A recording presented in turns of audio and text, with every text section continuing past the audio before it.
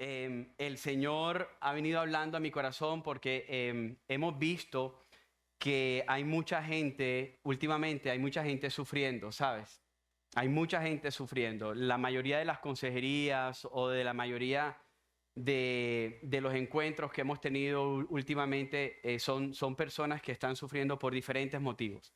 Y le estamos pidiendo al Señor que Él pudiera traer una palabra entre las series y que fuera de consuelo y que fuera de ánimo para nosotros, para la iglesia. Y el Señor nos llevó a Primera de Pedro, capítulo 5, versículos del 6 al 12. Primera de Pedro, capítulo 5, versículos del 6 al 12. Así que mis hermanos, esta palabra es para ti. Esta palabra es para ti. Creo que el Señor nos guió a esta palabra y yo estoy seguro que nos va a ser de mucho ánimo y de mucha exhortación. Esta enseñanza se llama ¿qué hacer en medio del sufrimiento? ¿Qué debemos hacer en medio del sufrimiento? Yo quiero leerlo aquí en el versículo 6. Dice, humíllense pues bajo la poderosa mano de Dios para que Él los exalte a su debido tiempo, echando toda su ansiedad sobre Él, porque Él tiene cuidado de ustedes. Dice, sean de espíritu sobrio, estén alerta. Aquí viene un versículo muy conocido. Dice, su adversario, el diablo, anda al acecho como león rugiente buscando a quien devorar. Pero resístanlo, firmes en la fe, sabiendo que las mismas experiencias de sufrimiento se van cumpliendo en sus hermanos en todo el mundo. Y después de que hayan sufrido un poco de tiempo, el Dios de toda gracia que los llamó a su gloria eterna en Cristo, Él mismo los perfeccionará, afirmará, fortalecerá y establecerá. A Él sea el dominio por los siglos de los siglos. Amén. Oramos. Vamos a orar. Padre, hoy te damos muchas gracias, Señor, por la oportunidad, Señor, que nos das de poder recibir tu palabra. Gracias, Señor, porque tú eres un Dios fiel, porque tú, Señor, tienes en control nuestra vida. Y hoy te pido, Señor, que si alguien ha entrado a este lugar sin esperanza, hoy te pido, Señor, que si alguien ha entrado a este lugar, Señor, con un clamor en su boca y en su corazón, hoy te pido, mi Dios, que si aquí hay alguien que está sufriendo de alguna manera o que tiene algún tipo de incertidumbre, Señor, te pido que nos hables y que les hables ahora en el nombre poderoso de Jesús, por medio de tu palabra. Que esta palabra sea, Señor, para nuestra edificación, para nuestra exhortación y para nuestro consuelo y ánimo. Nos exponemos nuestras mentes y corazones. Ahora todo lo demás, Señor, no tiene importancia sino escucharte hablar, Señor, en el nombre poderoso de Jesús. Amén y amén. ¿Se pueden sentar allí donde están, por favor? Primera de Pedro es una carta hermosa que trata de una iglesia que está sufriendo. El Señor inspiró Primera de Pedro y el escritor fue Pedro, el apóstol Pedro, y él la inspira porque hay mucho pueblo, mucha gente que estaba en Jerusalén y empieza a ser perseguido, empieza a sufrir. Porque ¿quién no sufre cuando nos toca huir de nuestras ciudades? ¿Quién no sufre cuando nos toca desaparecernos de nuestro entorno porque nos están buscando? ¿Quién no sufre cuando a un papá le toca dejar a su familia e irse a otra ciudad a trabajar? Yo he visto muchos matrimonios que por las situaciones financieras el hombre se tiene que ir a trabajar ilegalmente a Estados Unidos y la esposa queda aquí y de verdad hay una separación, hay un sufrimiento. Y hoy, mis hermanos, nosotros estamos viendo eso.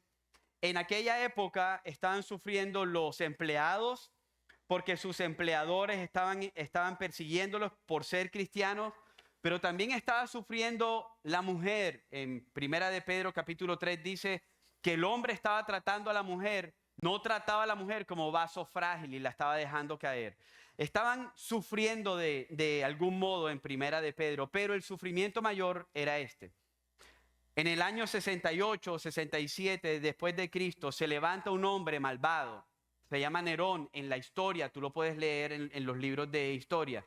Y este hombre se enfrascó en decir que los cristianos eran la plaga de este mundo. ¿Y qué hacía este hombre? Los perseguía y los metía en una lanza, en una estaca, y los ponía como los faroles que iluminaban los jardines de Roma. Los quemaban vivos. Es decir, mi hermano, si tú estás sufriendo ahora en algún tipo, ahora tú puedes imaginarte cómo los hijos veían a los papás allí siendo quemados. Esposos viendo a sus esposas siendo quemadas a lo lejos para que no supieran que era su esposo o su esposa. Estos hombres estaban sufriendo. Y es lo que hemos visto estas últimas semanas en la iglesia, en esta iglesia. Hermanos, hay personas que cuando nos ven, esto nos ha pasado como 2 o 3 veces, cuando nos ven por allí en el centro comercial y saben que estamos caminando sin tener una cita, se acercan y empiezan a llorar, mis hermanos, porque están sufriendo. Hoy hay mucha gente enferma. Si ustedes estuvieran en el grupo de intercesión, vieran que diariamente estamos orando por personas enfermas. Jóvenes de 40 años con cáncer. Diariamente nosotros estamos atendiendo a personas que dicen, pastor, no sé qué va a pasar el día de mañana porque están despidiendo a 20 personas en el trabajo. Ahora yo no sé si el que viene soy yo. Diariamente estoy escuchando a personas que tienen empresas o negocios que dicen ya las ventas no son como antes. Estamos vendiendo menos. Estamos teniendo que cerrar. Mi hermano, y estamos viviendo en una temporada de mucha ansiedad, de mucha angustia, de mucho sufrimiento y de muchas personas que no saben qué hacer. De mucha incertidumbre económica, política, inseguridades, extorsiones. Y Dios ahora, en este momento, quiere animarte a que tú sepas qué debemos hacer en medio del sufrimiento. ¿Qué es lo que un cristiano, un hijo de Dios, debe hacer en medio del sufrimiento? Y yo quiero leerte otra vez el versículo 6, y este es mi primer punto. En medio del sufrimiento, Dios nos exhorta a humillarnos bajo la poderosa mano de Dios. A humillarnos bajo su poderosa mano. Mi hermano, no es exaltarte a ti mismo. No es decir, en medio del sufrimiento yo tengo estrategias para salir de la crisis. Yo sé cómo salir de la crisis para que tú seas el héroe, para que tú seas la heroína. Yo sé cómo tratar esta crisis. Es que yo tengo una maestría, un doctorado. Mi hermano, lo primero que Dios nos va a decir y nos quiere decir en este momento, y cuando entremos en situaciones, porque alguien dijo muy sabiamente y dijo que si no estás sufriendo hoy, mañana el sufrimiento va a tocar la puerta de tu vida. Hoy podemos estar tranquilos, pero mañana tener un dolor y algo que sea maligno. Entonces, ¿cómo nosotros vamos a enfrentar situaciones complicadas? El primer punto es, debemos humillarnos bajo la poderosa mano de Dios. Miren cómo lo dice en el versículo 6. Dice, humíllense. Es un imperativo. Esto no es un si tú quieres. Esto es un en medio del sufrimiento, nosotros debemos humillarnos. ¿Ves que es totalmente diferente? Los esposos están divorciándose y lo que nosotros hacemos es, ¿quién puede más? ¿Quién va a ganar la guerra? ¿Quién va a ganar la batalla? Vemos a los hijos que se están desviando y empieza, ¿quién va a ganar la guerra? ¿Quién va a ganar la batalla? El Señor nos está mandando a humillar en medio de las situaciones difíciles. Dice, humíllense pues bajo la poderosa mano de Dios para que Él los exalte a su debido tiempo, echando toda su ansiedad sobre Él porque Él tiene cuidado de nosotros. En el versículo anterior, en el versículo 5, dice esto, porque Pedro y el Espíritu Santo inspirándolo combinan la palabra humildad con la palabra humillación. La combinan, la hacen una sola. Miren cómo dice el versículo 5, dice, asimismo ustedes los más jóvenes estén sujetos a los mayores. Miren cómo dice, y todos revístanse de humildad en su trato mutuo. Es decir, acuérdense del contexto de la carta. Si nosotros estamos pasando situaciones difíciles y sufrimientos en la familia, lo primero que tenemos que hacer es tener un espíritu humilde, no arrogante. Humilde para que Dios actúe. Porque miren cómo dice aquí. Dice, revístense de humildad en su trato mutuo. Está hablando horizontalmente. Porque Dios resiste a los soberbios. Miren cómo lo dice mi hermano. Dios rechaza al que dice, no te necesito, Señor. O yo sé más que él. O yo sé más que ella. O es que yo merezco que me vengan y me pidan perdón. Dios resiste a los soberbios, pero da gracia a los humildes. Dios exhorta fuertemente a que seamos humildes porque Él resiste a los soberbios. Mi hermano, la humildad y el orgullo son enemigos eternos. El orgullo demanda que Dios nos bendiga con lo que yo pienso que merezco o que las personas hagan con lo que yo pienso que merezco. Pero la humildad espera pacientemente y con fe en la voluntad de Dios. Así que en el versículo 6 dice, humíllense pues bajo la poderosa mano de Dios. ¿Y qué significa esa palabra? ¿Qué significa humillarse entonces bajo su poderosa mano? Yo te voy a dar 4 conceptos de lo que significa humillarse bajo su poderosa mano. Si quieres, escríbelos. El primer concepto es este. Pedro quería que los lectores de la carta se sometan a Dios de tal manera que pongan toda su confianza solamente en Él. Humillarse debajo de la mano de Dios es poner toda nuestra confianza debajo de Dios. Es decir, yo no confío en mí mismo. Yo no me cuido a mí mismo. Ahora, Señor, necesito que me cuides. ¿O qué puedes hacer tú con una enfermedad terminal? ¿Qué puedes hacer, mi hermano, con un hijo terco y rebelde? ¿Qué puedes hacer con un esposo que no ha sido transformado? ¿Qué puedes hacer sino orar? ¿Qué puedes hacer con las situaciones que tú no entiendes sino orar? Orar y orar y orar y orar. Y humillarte debajo de la mano de Dios y decir, Señor, yo no aguanto más, no puedo más. ¿Qué puedes hacer tú con situaciones que tú no tienes bajo control? Como por ejemplo que mañana llegues al trabajo y tengas una noticia y digan, hey, tenemos que hacer corte de personal. ¿Qué puedes hacer tú? ¿Qué puedes hacer tú si los clientes no llegan? ¿Qué puedes hacer tú? Orar, humillarte, saber que tú no tienes el control, sino Dios. Segundo, Pedro está apuntando a que nos rindamos, a que rindamos toda nuestra vida bajo la poderosa mano de Dios. Ríndete, mi hermano.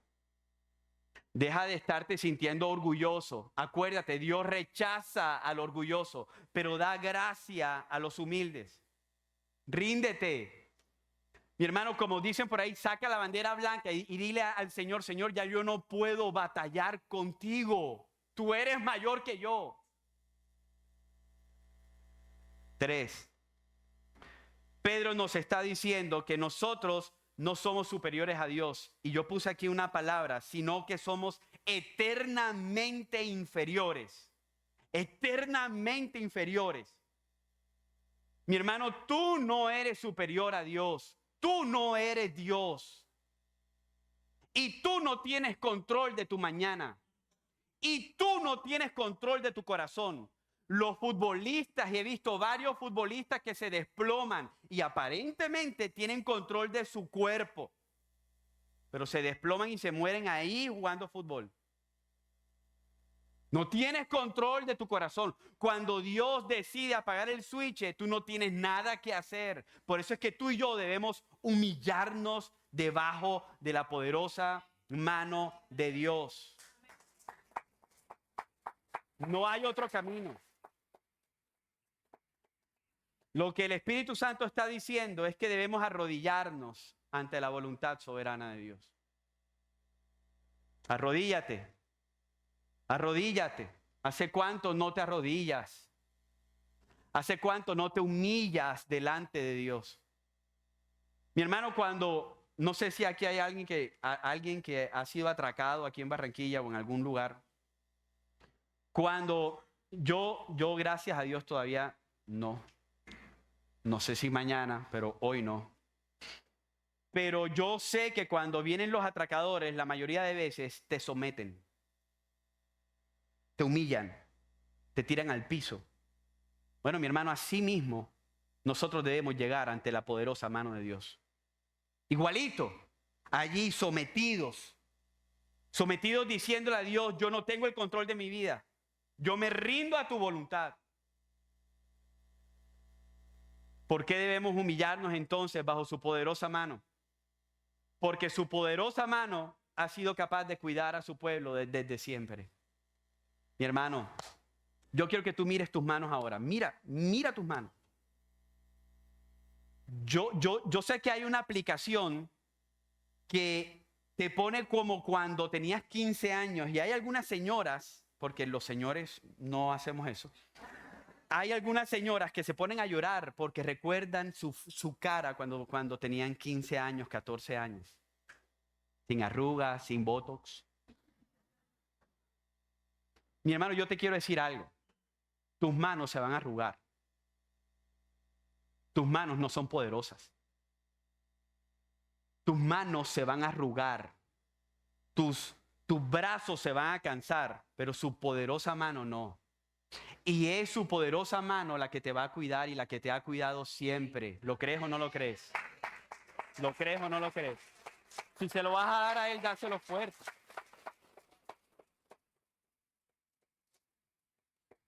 Vayan conmigo, por favor, a Éxodo capítulo 3, versículo del 19 al 20.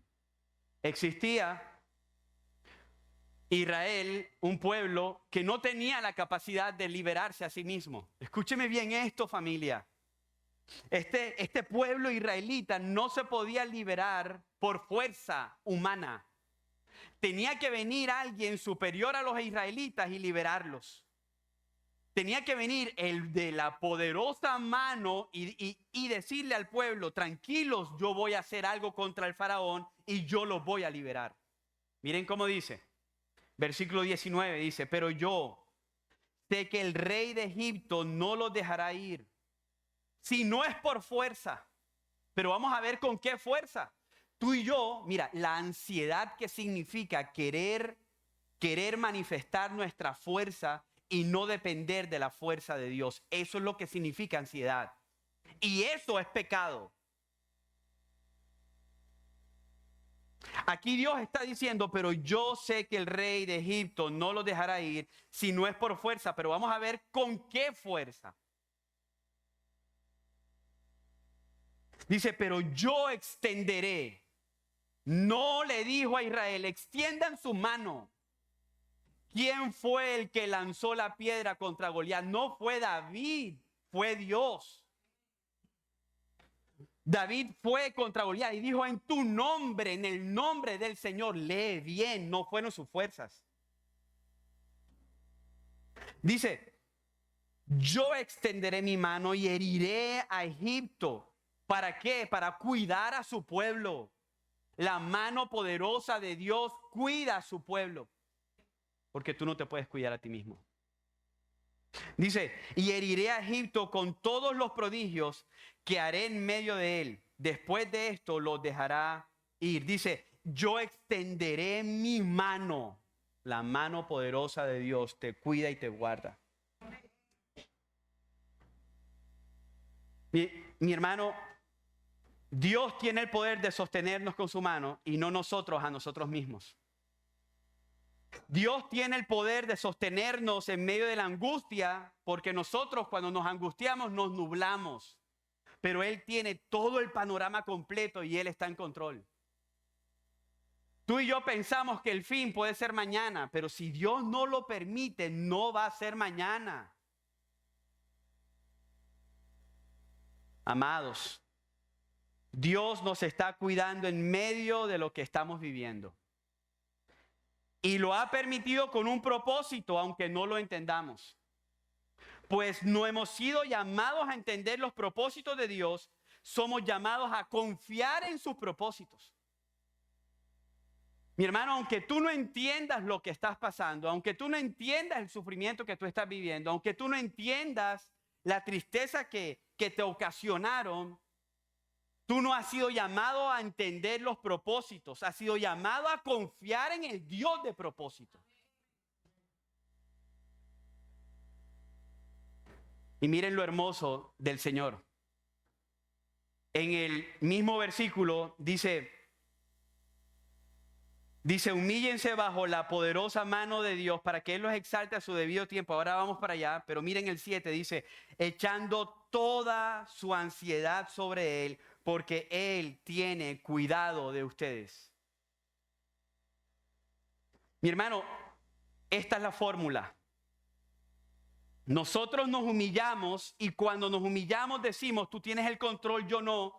Entonces lo que hago yo es tomar todas las cargas que yo tengo y las pongo sobre mi Dios. Es decirle, Señor, yo no puedo con esta carga, no puedo. Señor, yo no puedo con la carga de ver a mis hijos alejados de ti. No puedo, Señor, no puedo. No puedo con la carga para los hombres, no puedo con la carga, ojo, si estás siendo diligente, no puedo con la carga de sostener esta familia, no puedo. No son tus fuerzas. Entonces, ¿qué es lo que el Señor nos está diciendo aquí? Que echemos todas nuestras ansiedades sobre Él porque Él tiene cuidado de nosotros. Echar, ¿qué significa? Esa palabra en griego. Miren lo que significa. Dice, bueno, echar es echar. Dice, botar. Miren, si ustedes se han leído alguna vez El progreso del peregrino, el libro, uno de los libros más vendidos a nivel mundial, New York bestseller, por encima de muchísimos.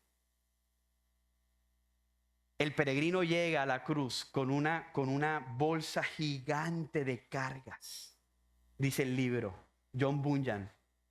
Y cuando llega a la cruz, él dice, y allí fui libre porque todas mis cargas fueron quitadas. No es en un psicólogo, no es en un psiquiatra, no es ni siquiera en una cita pastoral, no es con pastillas, no son con rejas en tu casa, es en la presencia de Dios, mi hermano. Botar, tirar lejos, arrojar todas nuestras ansiedades y descansar en el Señor. La ansiedad, mi hermano, es la enfermedad de este siglo. Y la ansiedad está enfermando a muchos, del corazón, de la presión, del hígado, del riñón, de la espalda. Pero los hijos de Dios tenemos un recurso poderoso. Caer a los pies de nuestro Señor y lanzar todas nuestras ansiedades sobre Él. ¿Tú sabes por qué? Porque Él tiene cuidado de nosotros. ¿Cómo nosotros tenemos que lanzar todas nuestras ansiedades delante de Él? 3 cosas: humillación, oración y fe. Tienes que humillarte, tienes que orar y tienes que tener fe de que Él está haciendo una obra. Tienes que tener fe de que el Señor no te va a rechazar cuando tú llegas con un corazón contrito y humillado. Él no te va a rechazar, mi hermano. Nosotros podemos rechazarte muchas veces y decir, ahí viene otra vez con la misma cosa. Pero el Señor no lo va a hacer así nunca. Si Él ve que tú vienes con un corazón humilde, si Él ve que tú vienes con un corazón contrito y humillado, Él no te va a rechazar. Ora, ora, ten fe que el Señor te está escuchando. Mi hermano, arrojemos las preocupaciones que hieren nuestras almas y que traspasan nuestros corazones. Arrojémosla sobre la sabia y sobre la misericordia providencia de Dios y confiemos que Él tiene una mente firme y serena porque cuida de nosotros. Miren, nuestras ansiedades terminan cuando confiamos en Dios. No cuando te tomas 3, 4 pastillas. Tus ansiedades van a terminar, y te lo voy a decir suavecito, cuando tú confías en Dios y dices que se haga la voluntad del Señor porque Él tiene cuidado de mí. Y miren lo que está diciendo el Señor aquí. Miren cómo pone en medio de humillarse y de que Él tiene cuidado de nosotros. Él dice, y Él nos va a exaltar a su debido tiempo. Dice a su debido tiempo, no dice en mi tiempo. Si fuera por mí, yo quisiera las cosas ya, ahora, enseguida. Quiero que mis hijos se conviertan ya. Quiero que la enfermedad se vaya ya. Yo quiero ver que el negocio fructifique ya. Yo me quiero casar ya. ¿Cuántas mujeres solteras dicen amén? Yo quiero ya las cosas. Pero ¿sabes qué? El Señor dice, miren, esta es la fórmula. Cuando yo me humillo, cuando yo pongo mi pecho en el piso, no llego al Señor con arrogancia, sino que cuando yo me humillo, despojo todas mis ansiedades en Él, entonces a su debido tiempo Él me va a exaltar. Es una promesa. A su debido tiempo. Puede ser, mi hermano, en esta vida, si Dios lo ve mejor para nosotros, o en la eternidad, pero Dios lo va a hacer. Puede ser ahora o en la eternidad, pero Dios te va a exaltar ahora o en la eternidad. Mi segundo punto es, en medio del sufrimiento, Dios nos exhorta a resistir porque hay una guerra espiritual. Entonces, el primer punto es, en medio del sufrimiento, Dios nos exhorta a humillarnos debajo de la poderosa mano de Dios. Segundo punto, a resistir porque hay una guerra espiritual. Miren cómo lo dice el versículo 8. Dice, sean de espíritu sobrio, estén alerta. Su adversario, el diablo, anda al acecho como león rugiente buscando a quien devorar. Pero resístanlo firmes en la fe, sabiendo que las mismas experiencias de sufrimiento se van cumpliendo en sus hermanos en todo el mundo. Mi hermano, estemos alertas. Estemos alertas. En ese momento Pedro le estaba diciendo a los cristianos de aquella época, del año 65 después de Cristo, estén alertas porque hay un enemigo que está suelto y está buscando matarlos. Está buscando hacerles daño, Satanás. El enemigo estaba al acecho como león rugiente buscando a quien devorar. ¿Y tú sabes a quién devora? Métete en Discovery Channel y mira. ¿A quién devora? El león devora a 3 tipos de personas o a 3 tipos de animales. A los enfermos, a los solitarios y a los débiles. Enfermos, solitarios y débiles. Mi hermano amado, si tú espiritualmente estás enfermo, ¿cómo tú sabes que estás enfermo? Porque siempre le estás echando la culpa a los otros. ¿Cómo tú sabes que estás enfermo? Porque siempre quieres ser el primero y no el último. ¿Cómo tú sabes que estás enfermo? Porque no quieres servirle a los demás, sino que quieres que te sirvan. No quieres pedir perdón, sino que quieres que te pidan perdón porque tú te lo mereces. Entonces a ese tipo de personas el diablo los devora. A los más débiles y a los que están solitarios. Escúcheme bien. No hay una presa que esté acompañada o no hay un animal que esté acompañado que el león se pueda meter. O dile a los bebés elefantes, no sé cómo se dice, elefantitis o elefanticos. Cuando están entre los elefantes grandes, gigantes, a ver si el león se va a meter ahí. Tiene que ser muy atrevido, ¿viste? Pero cuando el elefantico está solo, el león se lo come. Mi hermano, no hay un cristiano que esté solo en la calle que esté protegido, porque la iglesia te protege, estar en comunidad te protege, estar dentro de ser miembro de una iglesia sana te protege, saber que otras personas están orando por ti te protege, tú estar orando por otras personas te protege a ti mismo también. El enemigo está buscando devorar de día o de noche, de día y de noche, está atento, dice que está atento como león rugiente buscando a quien devorar. Mi hermano, este testimonio lo voy a decir y le pedía a la persona que me permitiera sin nombre, a que esta semana estaba yo en la oficina y me llama alguien llorando, una joven, llorando fuertemente y decía llorando, pastor, le fallé a Dios, pastor, le fallé a Dios, llorando, mi hermano. Le fallé a Dios, le fallé a mi iglesia. Decía, le fallé a Dios y le fallé a mi iglesia. Y yo dije, pero ¿qué hiciste, muchacha? ¿Por qué me estás llamando así? Le fallé a Dios, pastor. No podía decirme. Y cuando se calmó, vino y me dijo, pastor, es que, miren esto. Y no quiero que lo desmerites, pero mira esto. Es que no tenía dinero para el Transmetro. Mi esposo me tenía que dar o traspasar por Nequi el dinero para montarme en el bus. Y no me lo pasaba y me desesperé. Escúcheme bien esto. Y me desesperé.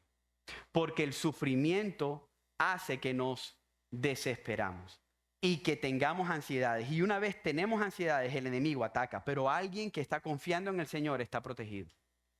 Entonces dice, y me desesperé. Y vi, el enemigo ataca de esa manera. Y vi que muchos se iban metiendo en el Transmetro sin pagar, se iban colando, volando. Y yo dije, me necesito ir a la casa y se voló en el Transmetro. Y cuando se voló, vio que venían unos agentes y empezaron a sacarlos fuertemente. Y a ella le dio tanto susto que me llamó y me dijo, pastor, ¿qué hago? Pastor, ¿qué hago? Se montó en otro bus para que no la agarraran. Pero ¿sabes qué decía? Pastor, ¿cómo va a quedar mi testimonio en la iglesia si alguien me ve? Que yo me volé. Ojalá todos tuviéramos esa misma conciencia. Pero miren qué pasó. El enemigo estaba como león rugiente buscando devorar a la persona que por un minuto, no fue una vida completa, un minuto se desesperó, tuvo ansiedad, tomó la decisión equivocada, se salió de la voluntad de Dios, tomó la decisión equivocada y el enemigo atacó de una y la llevó literalmente a que se volara. Dios nos da 3 maneras en cómo nosotros tenemos que guerrear espiritualmente. Son 3 maneras y no es gritando. 3 maneras. Primera, dice, sean sobrios. Sean sobrios. Ahí dice, sean de espíritu sobrio. Sean sobrios, ¿qué significa? Estar tranquilos y serenos y no estar fuera de control y no ser gobernado por pasiones. Es decir, tú y yo no podemos ser gobernados por lo que tú sientes. Es que yo siento que me miran mal. Yo siento que no me hablan. Yo siento que me rechazan. Yo siento.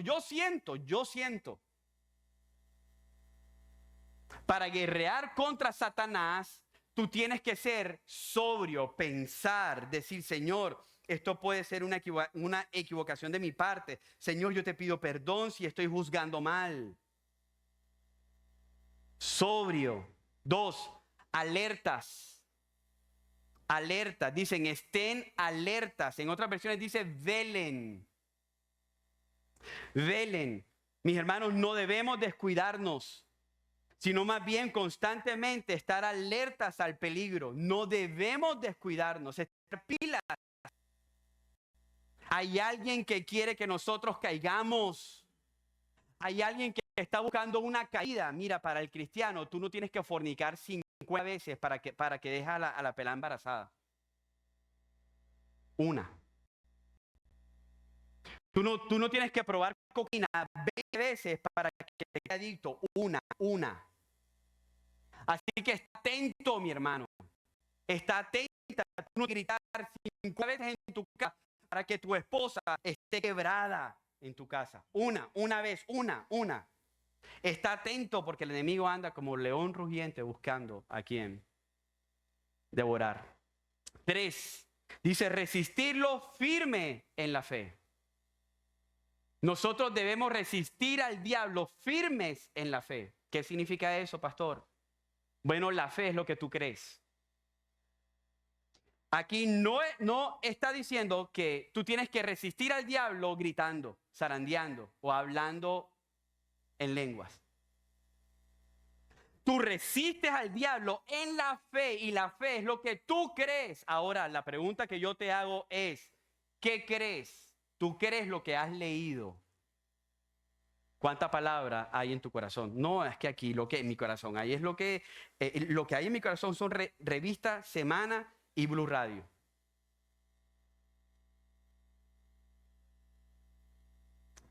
Lo que hay en mi corazón son 50,000 libros de cómo hacer que mi empresa salga adelante. De cómo mejorar mi autoestima. Mi hermano, eso no sirve para nada, eso es basura, ¿sabes? En la guerra espiritual, eso es basura. Dicen, resistan en la fe, en la fe. ¿Dónde está cimentada tu fe? Cuando Jesús fue atacado por el diablo, ¿qué hizo? 4 veces. Escrito está, escrito está, escrito está y escrito está. Bueno, ¿tú cómo respondes cuando eres atacado? Qué horrible es estar lejos de Dios y ser atacado por el diablo. Porque cuando tú estás lejos de Dios, eres atacado, eres presa apetecible para el diablo y te va a comer. Resistan, mis hermanos. Miren, lo que el diablo no sabe es que para el que esté firme y resiste, cuando él nos ataca, oramos más. Cuando él nos ataca, nos arrodillamos más. Cuando él nos ataca, nos congregamos más. Cuando él nos ataca, adoramos más. Cuando él nos ataca, nos humillamos más. Para el que está firme. Cuando viene una enfermedad a nuestra vida, que Dios la permite, nuestros corazones son botados delante de Dios. Cuando viene muerte a nuestra vida, nuestros corazones son echados al piso delante de Dios bajo su poderosa mano. Y dice aquí que esos sufrimientos no son solos, que hay muchas personas sufriendo de la misma manera como para consolarte. Y termino con este último punto, mis hermanos. Versículo 10 y 11. Ya he dicho 2 puntos. Primer punto, en medio del sufrimiento debemos humillarnos bajo la poderosa mano de Dios. Segundo punto, en medio del sufrimiento debemos estar alertas porque hay una guerra espiritual. Tercer punto, en medio del sufrimiento Dios nos exhorta a confiar en Él porque Dios, nuestro Dios, gobierna. Dios tiene el control. Y así termina esta carta. Dios gobierna. Miren cómo lo dice el versículo 10. Dice, y después de que hayan sufrido un poco de tiempo, el Dios de toda gracia, que los llamó a su gloria eterna en Cristo, Él mismo, aquí hay una promesa, los perfeccionará, los afirmará, los fortalecerá y los establecerá.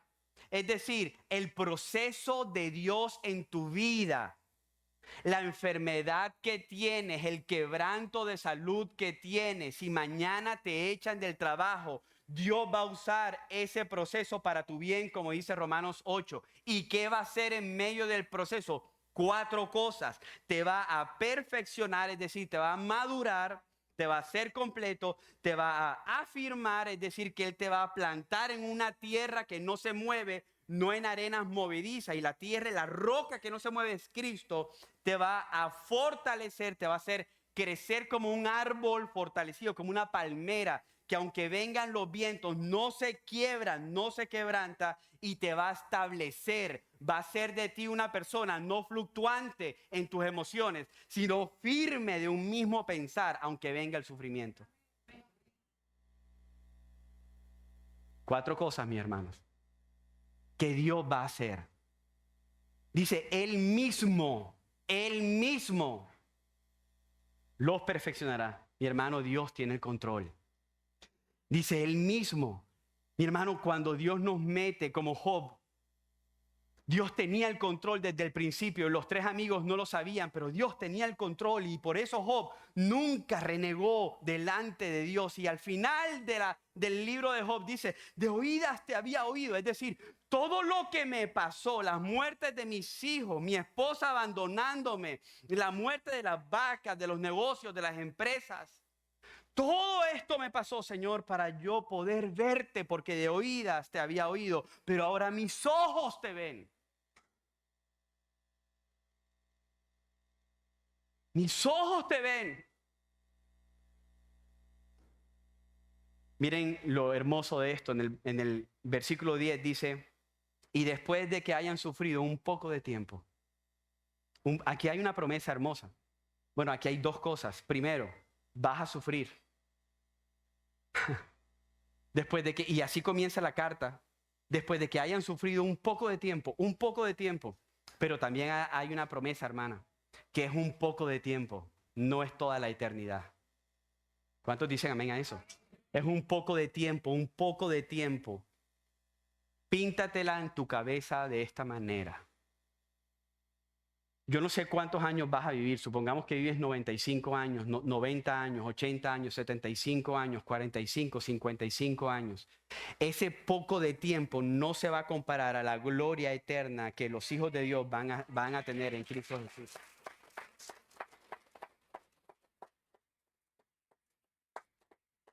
¿Cuánto va a durar el cáncer? ¿Cuánto va a durar?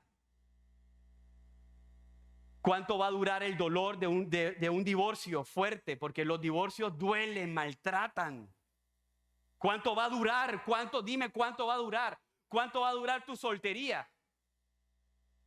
¿Cuánto va a durar la lucha contra la pornografía? ¿Cuánto va a durar, mi hermano? ¿Cuánto dura la fornicación? ¿Cuánto duran nuestras luchas?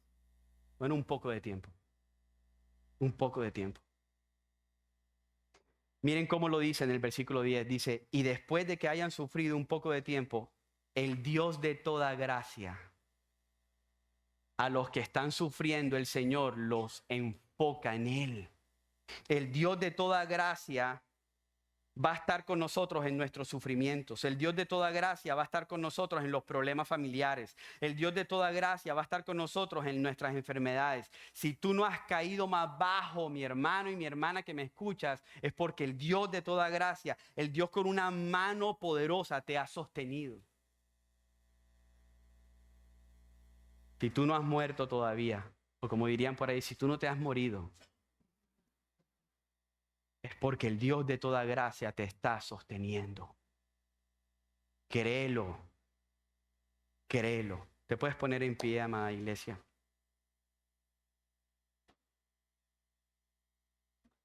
¿Cómo termina este verso? Miren el versículo 11 al final.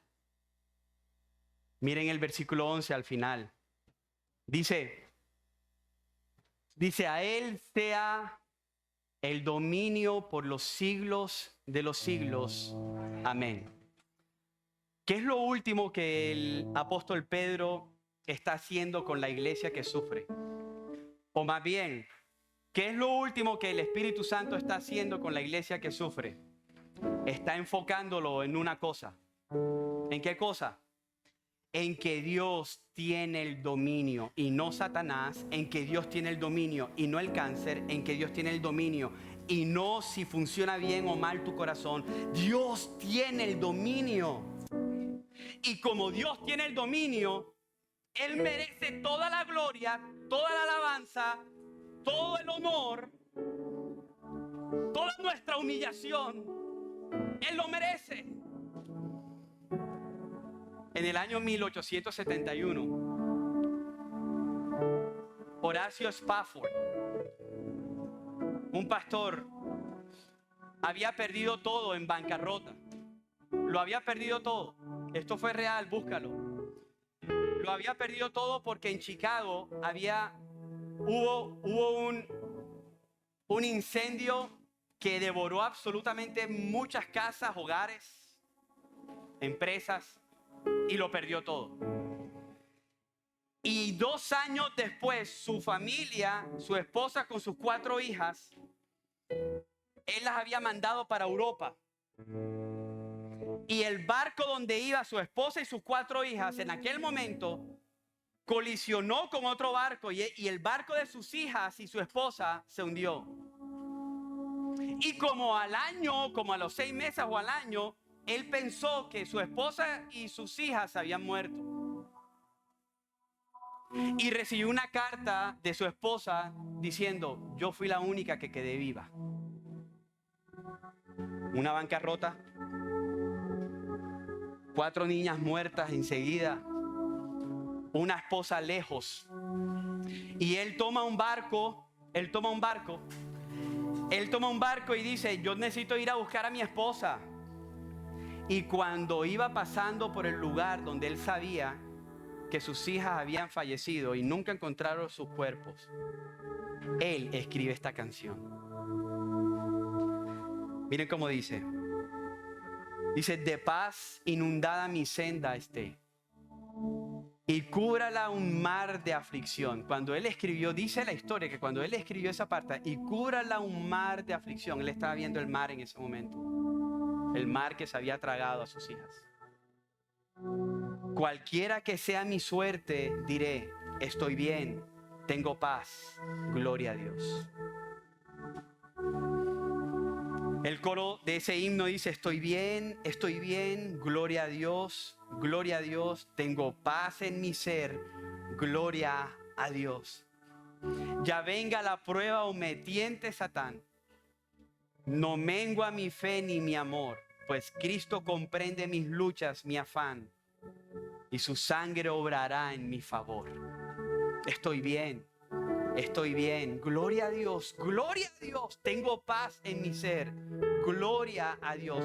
Feliz ya me siento al saber que Jesús me ha librado del yugo opresor, quitó mi pecado clavado en la cruz.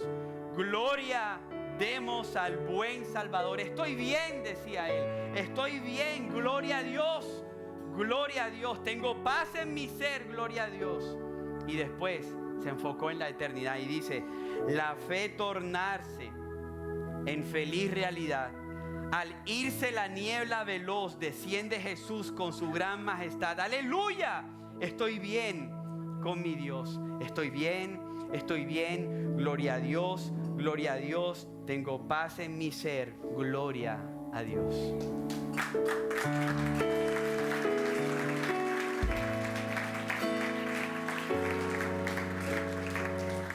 Mi hermano, Dios gobierna. A Él sea el dominio por los siglos de los siglos. Amén. ¿Será que le adoramos? Recuerda que toda la información de nuestra iglesia se encuentra en los canales digitales. En nuestro canal de YouTube podrás encontrar las series y las enseñanzas de nuestra congregación. Alumbra, una familia de intimidad.